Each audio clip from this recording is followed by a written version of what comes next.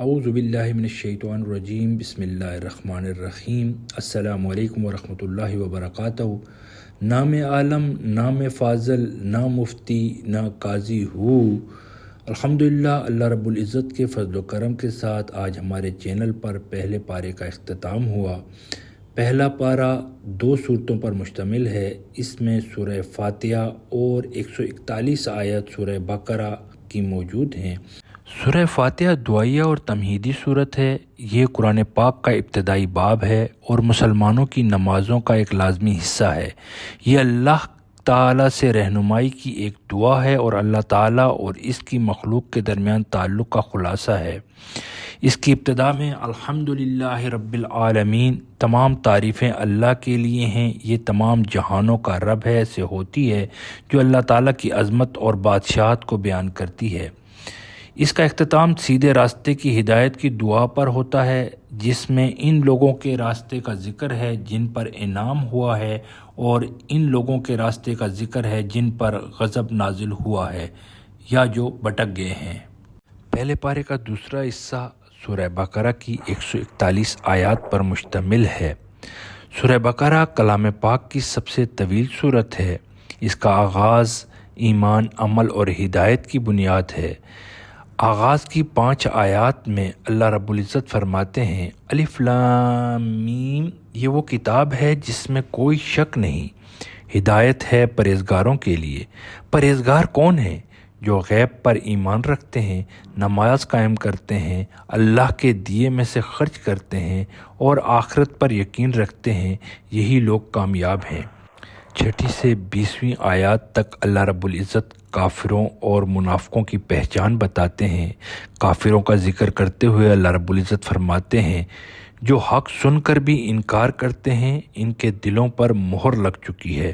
پھر منافقوں کی مثال کچھ اس طرح دیتے ہیں کہ منافق کہتے ہیں کہ ہم ایمان لائے مگر دل میں جھوٹ رکھتے ہیں۔ ان کی مثال ایسے شخص کی ہے جو آگ جلائے، روشنی آئے تو دیکھے اور جب بجھے تو اندھیرے میں رہ جائے۔ 21 سے 29 آیات میں اللہ رب العزت توحید اور انسان کی تخلیق کا ذکر کرتے ہیں۔ اللہ تعالیٰ تمام انسانوں کو پکارتے ہیں، ہے لوگو اپنے رب کی عبادت کرو جس نے تمہیں اور تم سے پہلے لوگوں کو پیدا کیا، یہی تقویٰ ہے۔ اللہ تعالیٰ نے آسمان سے بارش برسائی، زمین سے رزق نکالا تاکہ تم سمجھو کہ عبادت کے لائق صرف اللہ ہی ہے۔ 30 سے 39 آیات میں اللہ رب العزت آدم علیہ السلام اور ابلیس کا تذکرہ کرتے ہیں۔ اللہ رب العزت فرماتے ہیں، میں زمین میں خلیفہ بنانے جا رہا ہوں۔ فرشتوں نے عرض کیا، کیا تو ایسے کو بنائے گا جو فساد کرے گا؟ اللہ رب العزت نے فرمایا، میں وہ جانتا ہوں جو تم نہیں جانتے۔ اللہ تعالیٰ نے آدم علیہ السلام کو علم دیا، فرشتوں کو سجدے کا حکم دیا، سب نے کیا سوائے ابلیس کے، اس نے تکبر کیا۔ پھر آدم علیہ السلام کو جنت میں بسایا مگر شیطان کے بہکانے پر زمین پر بھیجا گیا۔ اللہ تعالیٰ نے فرمایا، جب میری ہدایت آئے تو جو اس کی پیروی کرے گا وہ نہ ڈرے گا نہ غم کرے گا۔ 40 سے 73 آیات میں اللہ رب العزت بنی اسرائیل کی نافرمانیاں بیان کرتے ہیں۔ اللہ رب العزت بنی اسرائیل سے خطاب کرتے ہیں اور فرماتے ہیں، ہے بنی اسرائیل، میری نعمتیں یاد کرو جو میں نے تم پر کی، مگر انہوں نے وعدے توڑے، انبیاء کو جھٹلایا اور بار بار نافرمانی کی۔ گائے کے واقعے میں ضد، تاخیر اور مذاق اس صورت کے نام کی وجہ بنی۔ بقرہ یعنی گائے۔ اللہ رب العزت بنی اسرائیل کے بارے میں فرماتے ہیں، ان کے دل سخت ہو گئے ہیں جیسے پتھر، بلکہ اس سے بھی زیادہ۔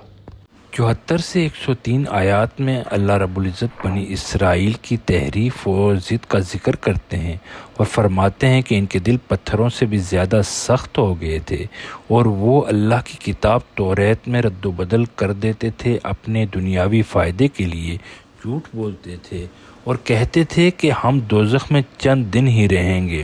اللہ نے ان کے اس غرور کو باطل قرار دیا۔ اللہ تعالیٰ نے ان سے عہد لیا تھا نیکی، انصاف اور عبادت کا، مگر انہوں نے وعدے توڑ دیے، انبیاء کو جھٹلایا اور بعض کو قتل کر دیا۔ حسد میں آ کر نبی اکرم صلی اللہ علیہ وسلم پر ایمان نہیں لائے، حالانکہ قرآن پاک میں ان کی کتاب کی تصدیق کی گئی تھی۔ انہی آیات میں اللہ رب العزت بنی اسرائیل کا تذکرہ کرتے ہوئے فرماتے ہیں کہ وہ موت سے ڈرتے ہیں اور دنیا سے محبت رکھتے ہیں اور جبرائیل علیہ السلام سے دشمنی رکھتے ہیں، حالانکہ جبرائیل علیہ السلام اللہ رب العزت کے حکم سے قرآن لائے تھے۔ شیطان کے پیچھے لگ کر جادو سیکھتے ہیں، حالانکہ حضرت سلمان علیہ السلام نے نہ جادو کیا اور نہ کوئی کفر کیا۔ بنی اسرائیل نے شیطانوں کی پیروی کی جو لوگوں کو جادو سکھاتے تھے۔ حضرت سلیمان علیہ السلام پر جادوگر ہونے کا الزام لگایا، مگر اللہ رب العزت نے وضاحت فرمائی کہ سلمان علیہ السلام نے کفر نہیں کیا۔ 104 سے 123 آیات میں اللہ رب العزت دعوت ایمان اور ابراہیم علیہ السلام کا ذکر کرتے ہیں۔ ایمان والوں سے فرماتے ہیں کہ اللہ کا خوف اختیار کرو، نیکوں کی راہ پکڑو اور اللہ کے دین کا مذاق نہ بناؤ۔ نجات نسب یا قوم سے نہیں بلکہ ایمان اور عمل سے صالح ہے۔ اللہ نے یاد دلایا، ہم نے ابراہیم کو آزمائشوں سے پایا تو انہوں نے سب پوری کی۔ 124 سے 141 آیت میں اللہ رب العزت نے ابراہیم علیہ السلام اور اسماعیل علیہ السلام کا ذکر کیا۔